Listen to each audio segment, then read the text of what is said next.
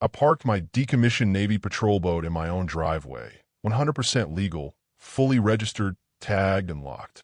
That boat had been through hell and back. It had served in 2 oceans, survived storms that tore apart commercial vessels, and escorted convoys through contested waters. It was more than just fiberglass and metal. It was a piece of history, and more than that, a part of who I was. I spent over 2 years restoring it with my own hands, every bolt, every panel, every coat of marine paint. It sat proudly beside my garage, not in anyone's way, not obstructing traffic, and certainly not violating any laws. But that morning, when I walked out with a cup of coffee in hand and saw the bright orange sticker slapped across the hull, my jaw locked tight. It read, "Abandoned Vehicle, HOA Violation." Block letters, all caps, as if this boat, which had sailed under the American flag and been honored at a veterans event 2 months earlier, was now trash in the eyes of a committee. I didn't even have time to peel it off before she showed up. Karen, that was her name, though she never actually introduced herself. She was the self-appointed president of the Oakside HOA, the kind of woman who thought laminated paper gave her more authority than the U.S. Constitution. She stood on the sidewalk across the street with a pastel green smoothie in hand, sunglasses too large for her face, and a smug little tilt of the chin that made it clear she had orchestrated the whole thing. When she saw me looking at the sticker, she spoke without so much as a greeting. "Military or not," she said, motioning toward the boat with her cup, "it's an eyesore. You should move it before it brings down property values." I didn't respond. I didn't have to. I just stared, and she smiled like she had won something. She didn't know who she had just picked a fight with. I'm not a man who yells. I don't make threats. I've spent most of my life in uniform, trained to stay calm under pressure, to listen before acting, and to document everything. And that is exactly what I did. I took photos. I logged the time. I pulled up the HOA boundary maps that I had printed and signed to purchase. My lot was not part of Oakside. It never had been. I knew that because I had refused to buy anywhere near an HOA. It was the first line I drew when I was house hunting. I didn't serve my country to come home and be told what to plant, what to park, or what shade of beige to paint my porch. That boat was protected, and so was I.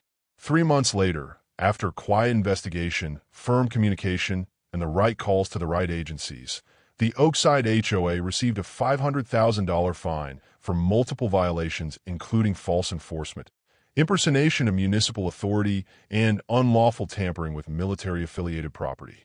Karen lost more than her title, and I didn't even have to raise my voice. But let me tell you how we got there. Let me walk you through what happened between that sticker and the federal fine, because this wasn't just about a boat. It was about what happens when power gets handed to the wrong person, and what it looks like when that person finally runs into someone who won't back down.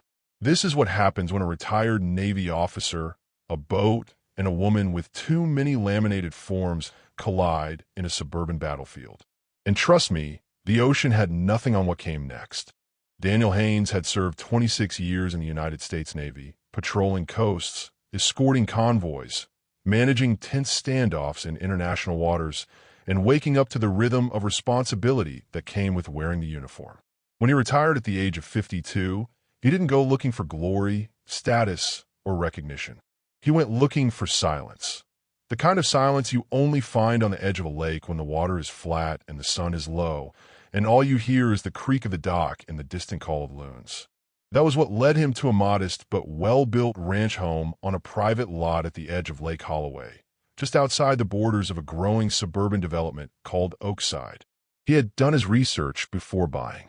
The property was outside the jurisdiction of any homeowners association. The parcel came with deeded access, its own driveway, no shared amenities, and a certificate of exemption from HOA control. He had a garage, a large gravel parking space, and enough room to store the most meaningful object he'd ever owned, a decommissioned Navy patrol boat he had purchased at auction, lovingly restored, and parked proudly beside his house as a tribute to the life he had lived and the country he had served. It wasn't there for decoration. It was history, his therapy, and it was legal. Life settled quickly for Daniel. He kept a small vegetable patch out back, spent afternoons repairing tools in his garage, walking the lakeside trail, or fishing from his aluminum John boat. On weekends, he washed the patrol boat, tightened the ropes, applied a fresh coat of protectant, and sometimes gave tours to local kids whose parents wanted them to learn what duty and service really meant. His neighbors were polite, if quiet, and Daniel was content with that. He had no need for parties or block barbecues. Peace was the mission now, until one morning, about 4 months after moving in, there was a knock at the door. He opened it to find a woman standing on his porch with the unmistakable air of someone who had walked too far into someone else's business. She was in her 50s, wore pale linen slacks, a salmon blouse, and carried a tablet under one arm. Her smile was practiced, her tone clipped and falsely sweet. "Good morning," she said. "My name is Karen Monroe. I'm the president of the Oakside HOA. We've been reviewing some ongoing neighborhood concerns, and I wanted to personally bring something to your attention." Daniel blinked. "I'm not an Oakside," he said evenly. Karen gave a small laugh, dismissive. "Oh, I know, but we've recently expanded our jurisdiction to unify the community perimeter. Your property, while technically outside, affects the visual cohesion of our neighborhood." She paused, clearly expecting resistance, then tilted her head slightly. "That boat you've got parked beside your garage. While I understand its sentimental value, it's unfortunately in direct conflict with our approved residential design standards. It's becoming a topic of concern. We're hoping you'll consider relocating it or at least covering it with a tarp to reduce the visual impact." Daniel stood still, jaw firm.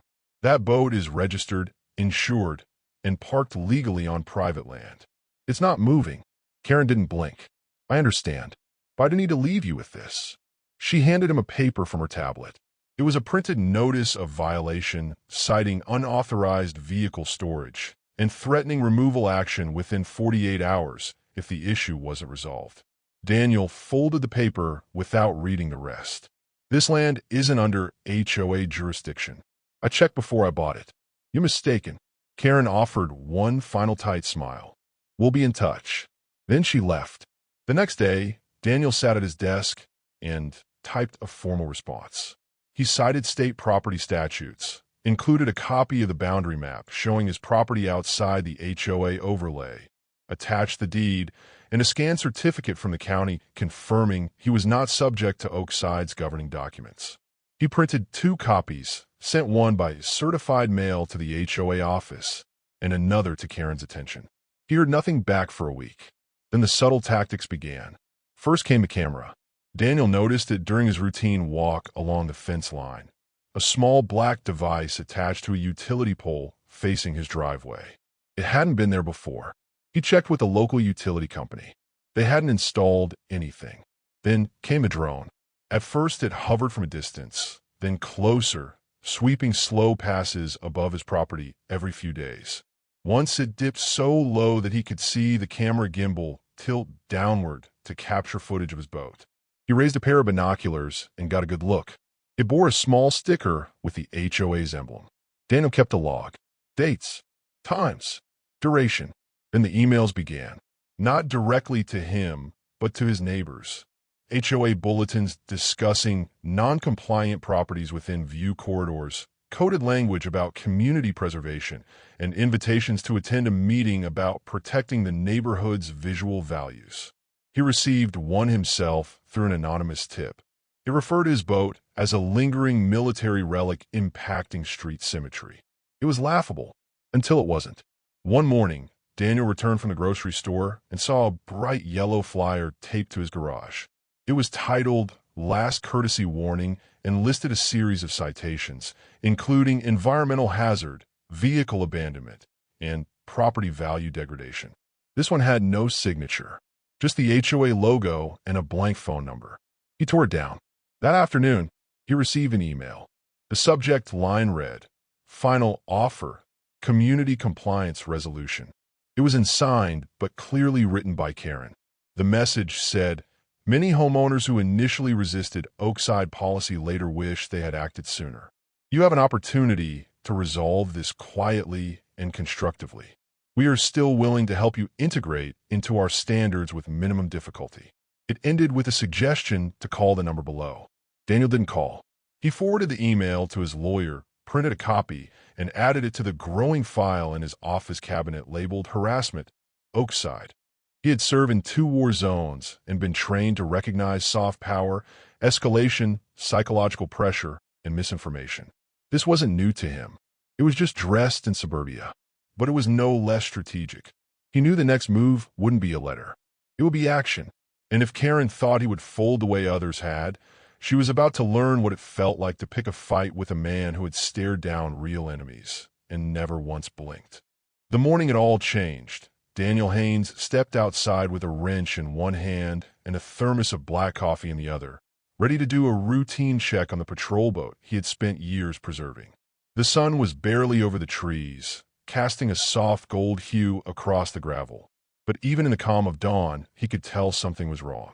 The hull had been scratched, deep, deliberate gouges running along the starboard side, just beneath the emblem. But that was not the worst of it. Bolted to the railing on the bow was a bright orange wool clamp, the kind used by tow services and code enforcement to mark abandoned or illegally parked vehicles. Hanging from a clamp was a plastic tag that read, Private Community Ordinance Enforcement, Vehicle Under Violation. Daniel froze, not out of fear, but calculation. He set down his coffee, walked a slow circle around the boat, and surveyed the damage. The scratches were fresh. The clamp was commercial grade, the kind used by contracted HOA security firms. He reached for the small utility lockbox near the garage door and flipped open the lid to access the DVR feed from his security cameras. The footage confirmed what he already suspected. At 2:43 a.m., a man wearing a black jacket with an Oakside Community Enforcement patch on the sleeve walked up to the patrol boat with a flashlight, examined the hull, retrieved a tool from his belt, and began affixing the clamp. Another figure hovered behind him in a white SUV with HOA branding on the side. The camera caught the entire interaction in high resolution. Faces visible. License plate clear. Actions recorded. Daniel watched the clip twice. Then he uploaded it to 3 different secure drives and sent copies to both his lawyer and the county sheriff's department. When he called the sheriff's office to report trespassing, vandalism, and illegal restraint of property, the deputy on duty told him the matter appeared to be a dispute between a resident and a homeowners association and advised him to seek civil remedy if necessary. That was the moment Daniel knew this had gone far beyond community politics. They had crossed a line. That patrol boat was not just metal and rivets. It was a former naval asset, registered under federal regulations, and while now privately owned, it remained legally connected to veteran preservation protocols. Tampering with it was not just petty, it was a violation of federal protections. And Daniel had spent long enough inside those legal codes to know exactly who to contact next. He prepared a formal report. He included photos of the damage, time-stamped video footage, a copy of the property deed, proof of military registration, and the series of unauthorized citations he had received from the HOA over the past month.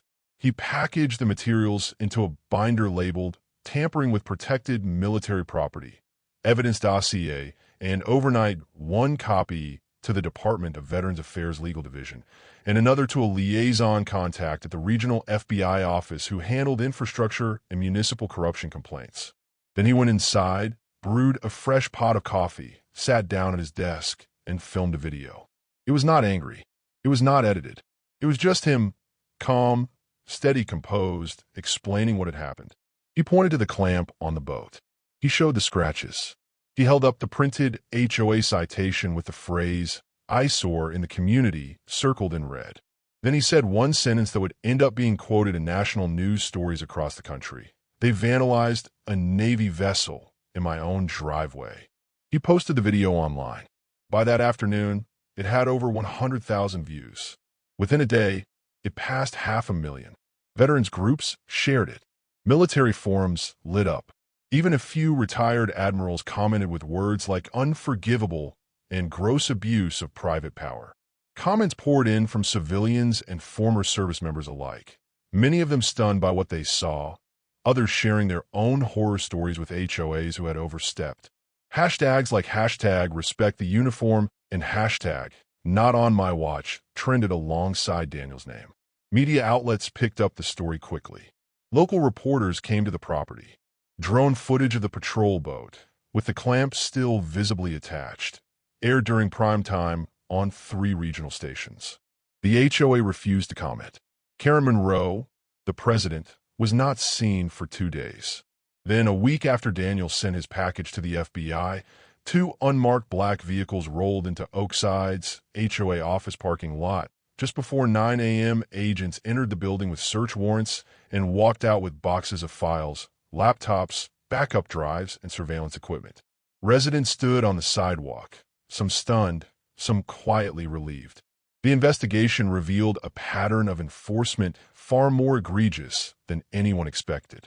Oakside HOA had not only targeted Daniel, they had systematically misrepresented their authority for years, issuing fines, threatening property liens, and extracting payments from homeowners outside their official jurisdiction. Internal emails showed that Karen had authorized a program called Proactive Visual Standardization, which included photographing non-HOA properties, submitting false complaints, and in some cases, hiring private security contractors to apply field deterrents like clamps and warning stickers to personal property. Worse yet, the HOA had received over $75,000 in state beautification grants under the pretense of being a certified community association with jurisdiction over a wide perimeter that included Daniel's property, something their charter specifically excluded. When this detail surfaced in the federal investigation, Karen was subpoenaed for a preliminary hearing. She appeared without legal counsel. When asked to explain the actions against Daniel, she stated it was in the spirit of preserving neighborhood standards. When pressed about the federal registration of the patrol boat, she admitted she had assumed it was decorative. When shown the email she had written instructing an enforcement officer to apply visual pressure until he caves, she said she did not remember sending it. But memory wasn't necessary. The documents were clear. The signatures matched, and the federal laws were explicit. Tampering with former military property was a serious offense. Impersonating municipal enforcement was a felony. Receiving state funds under false pretense was fraud. Karen's expression didn't change, but her silence grew longer with each document shown. As the investigation continued, more residents came forward with similar stories. Threats over holiday decorations, forced payments for sidewalk repairs that were never completed, and arbitrary enforcement of rules that no one remembered voting on. A retired couple down the street revealed they had paid over $5,000 in fees over the course of 2 years, fearful they would lose their home. Daniel said nothing to the cameras that waited outside the courtroom. He didn't need to. The story had already told itself. He went home, carefully removed the clam from his patrol boat, polished the hull, and restored the scratched area with a slow, deliberate hand. Then he stepped back, looked at what had once been a symbol of service, and now stood as a monument to resistance. What they had done to him wasn't unique, but what he had done in return was different. He had not shouted. He had not threatened. He had simply gathered the truth, presented it with precision, and let justice follow its own orders. And now the eyes of a nation were watching the HOA that had tried to find a warship and found themselves sinking under federal weight. The judgment came down like the drop of an anchor, heavy, final, and impossible to ignore. After weeks of investigation, testimony, document review, and media attention that refused to fade, the federal court issued a ruling that would be quoted in legal circles for years to come. Karen Monroe, along with 3 other executive board members of the Oakside Homeowners Association, was formally indicted on multiple charges including fraud, criminal impersonation of public officials, tampering with protected property, and willful abuse of civil authority. The evidence was too thorough, the pattern of misconduct too clear, and the public pressure too immense to allow anything less than full accountability. The moment the ruling was read aloud in the courtroom, with journalists scribbling notes and news cameras rolling just outside the doors, the faces of the accused fell into pale silence. Their defense had rested on the usual excuses, misunderstandings, community concern, attempts to preserve order. But the court saw through it. The judge, in no uncertain terms, declared their actions a violation not just of statutes, but of the very concept of responsible governance. The HOA had overstepped. It had lied, intimidated, forged, and profited from fear. And now it would pay. The judgment against the Oakside HOA totaled $500,000, covering punitive damages, repair and restoration costs, legal expenses, and fines related to their unlawful handling of a property linked to the United States military. Daniel's patrol boat, which had become the symbol of the battle, was listed in the ruling as a federally protected and historically significant personal artifact. The fact that it had been tampered with under the false authority of a civilian organization was deemed not just unlawful, but disgraceful. The ruling ordered the dissolution of Oakside HOA effective immediately. All active enforcement codes were declared void. All liens, fines, and notices issued by the HOA within the past 3 years were invalidated. Residents were informed by certified mail that they were no longer under HOA jurisdiction and were free to manage their own properties within county law. For some, it felt like liberation. For others, it was a relief. But for Daniel, it was justice. He hadn't sought vengeance. He had only wanted peace. But in defending his peace, he had exposed something bigger, a culture of power without oversight, of neighbors turned enforcers, of paper threats used like weapons. And in doing so, he became something he never intended to be, a symbol. When the Department of Veterans Affairs learned of the case, they invited Daniel to Washington. At a small, private ceremony hosted in the Capitol building, he was awarded a national commendation recognizing his courageous defense of lawful ownership rights and his exemplary conduct in the face of unlawful civil intimidation. The citation was read aloud by a senior official, who paused midway to emphasize one phrase. He did not escalate with anger. He responded with evidence. He did not shout. He stood firm. He did not seek a spotlight, but he carried the truth into it. Daniel accepted the honor in his usual manner, quiet, composed, and without fanfare. But the invitation to speak at the National Conference on Property Rights was one he could not decline. When he stepped onto that stage in front of a hall filled with lawmakers, activists, legal scholars, and homeowners from across the country, he didn't prepare a speech filled with legal citations or emotional appeals.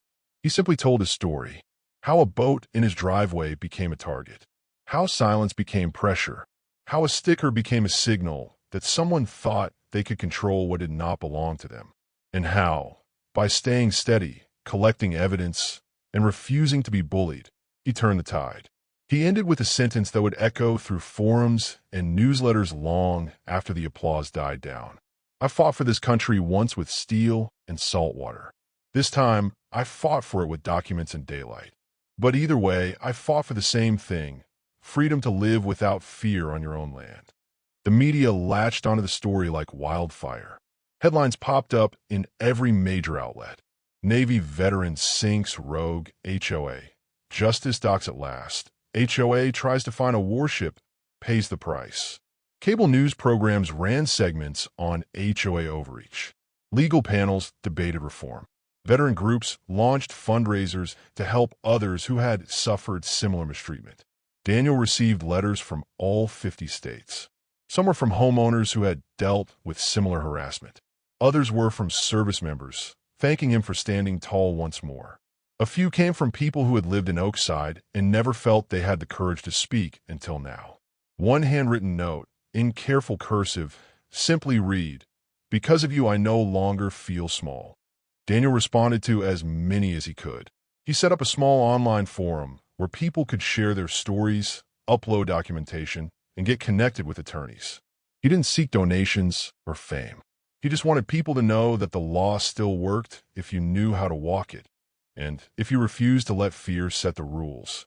Back home, the boat remained exactly where it had always been, cleaned, restored, and now gleaming under a new protective canopy.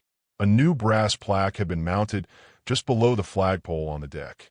It read, U.S. Navy Patrol Craft, preserved in service and in justice. Just beside it, near the driveway, stood a second sign, this one installed by the county with Daniel's approval. It read, Private property, not subject to HOA enforcement, protected under federal law. Daniel still walked the property every morning, coffee in hand, boots crunching the gravel with the same unhurried rhythm. Nothing about his routine changed. He still gardened, still tinkered with old tools, still kept to himself. But something in the air had shifted. Neighbors waved longer. Strangers honked in solidarity. Local veterans stopped by just to shake his hand. The sheriff, once slow to act, personally delivered a letter of apology from the county and promised that the sheriff's office had updated its training on HOA authority limits. Karen's name faded into the legal archives, filed beneath conviction records and civil bans. Her legacy, once tied to arbitrary fines and self-importance, had been replaced with a cautionary tale taught in legal ethics courses. Her last public statement was issued through a court-appointed attorney and consisted of 5 words. "I have no comment today." Daniel had no need for more comments either. He had said everything he needed to without ever raising his voice. And now, with the case closed, the ruling final, and the sign standing firm, he sat on his porch one evening, watching the lake shimmer beneath the sunset, and whispered to no one in particular, "That'll do." It wasn't the end of the story, but it was the justice it needed. Quiet, lawful, final, and unmistakably earned. The late afternoon sun burned low over Lake Holloway, casting amber light across the rippling surface and painting the shoreline in hues of bronze and gold. Daniel Haynes sat quietly on the boathouse deck, his boots resting against the polished metal of the patrol boat's bow, his back leaning comfortably into the railing, one hand curled around a chipped mug of lukewarm coffee. Behind him, at the stern of the vessel, a navy blue flag edged in gold trim fluttered in the breeze, the emblem of the United States Navy clearly visible beneath the fading light. It had flown in real waters once on real missions, but now it flew here, not as a warning, not as a banner of war, but as a quiet declaration that some things are still sacred. There was no crowd, no Camera Cruz, no press waiting to spin this moment into another headline. There was only silence, the kind of silence that came after storms. The kind of silence that didn't ask for attention because it had already earned peace. Daniel hadn't moved the boat. He had never planned to. It still sat exactly where he parked it on the day it was delivered, anchored in gravel, chained to the foundation, and protected not by fences or walls but by principle. At the head of the driveway, affixed to 2 thick steel posts sunk deep into the ground, hung a new plaque made from solid bronze.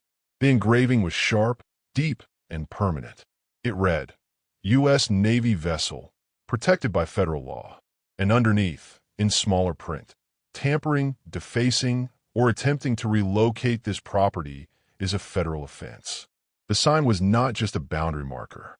It was a lesson, a final word in a conversation that had been forced on him by people who mistook laminated authority for real power, who had thought community control meant they could trample sovereignty, who looked at a patrol boat and saw clutter instead of sacrifice. Daniel didn't hate Karen Monroe. He didn't think about her much anymore. Her name had become a footnote now, buried somewhere in legal files and media archives, a cautionary tale about what happens when ambition, ego, and entitlement collide with someone who cannot be bullied. She had told him once, with that smile sharpened by condescension, no one is above the HOA. It had been her mantra, her defense, her twisted gospel. He hadn't said anything then, but he thought of what he would have said had he known how far things would go. And now, months later, with the sun fading and the wind quiet, he said it softly to the breeze. "Lady, this boat outranked your whole board." He smiled, not with arrogance, but with the simple satisfaction of truth. Karen had tried to find a warship. What she got was a $500,000 federal penalty, permanent dissolution of her HOA, and a front-row seat to her own public undoing. But Daniel didn't take pride in her loss. He took pride in what had been protected. His land, his rights, his peace. He had defended something many people take for granted. The idea that home should be a place free of unjust fear, that property lines are not invitations to interfere, and that laws, when honored, protect the small as powerfully as they do the large. And that was what had closed the loop. Not the victory, not the applause, but the confirmation that holding the line matters. He looked around the yard. The grass had grown back along the driveway where the reporters had stood. The garden beds were tidy again, freshly mulched and ready for the next season. A neighbor had stopped by earlier with a pie and a handwritten thank you note. Another had sent a copy of their canceled HOA fee and a short message that read, "Never again." Daniel didn't need recognition, but knowing others had found courage through his fight meant more than any court ruling. He hadn't shouted to win. He hadn't pushed back with noise. He had documented. He had remained steady. And when the time came, he had let the law do the talking. That was what stayed with him most. Not the confrontation, but the clarity. Not the pain, but the proof. He looked out over the lake, the water reflecting the sky like glass, and he thought of the many nights he had spent standing on the bridge of a real ship, watching similar sunsets fall over different waters. Some of those nights had been filled with tension, some with pride, and some, like this one, with the quiet recognition that something had been done right. A story had been written the way it was supposed to end. From across the lake came the distant hum of an outboard motor, a father teaching his son how to steer. From inside the house came the soft clink of a dish, a wind chime stirred by the breeze, the creak of a porch swing shifting in rhythm. Daniel stood, stretched his back, and stepped down from the deck. He walked the perimeter slowly, hand behind his back, boots crunching gravel with a slow, even rhythm. He checked the fence line, the locks, the mailbox. It had been quiet lately. No letters, no threats, no warnings, just ads and coupons. He smiled at that. Reaching the gate, he looked once more at the plaque, gave it a light tap with his knuckle, then turned and headed back toward the house. The sky was fully orange now, dusk settling into the trees, cicadas warming up for their chorus. He reached the porch, took a seat in his old wooden rocker, and leaned back with a satisfied sigh. The boat stood silent behind him, the flag still fluttering, the air still warm, and the future now unburdened. And in that moment, Daniel Haynes didn't feel like a man who had won a battle. He felt like a man who had protected a boundary, defended a principle, and stood up for something that too many people are taught to surrender. He didn't need to say more. The silence said it all. The loop was closed. Justice, not vengeance, had carried the day, and peace, hard-earned and fully deserved, now lived where fear had once tried to take root.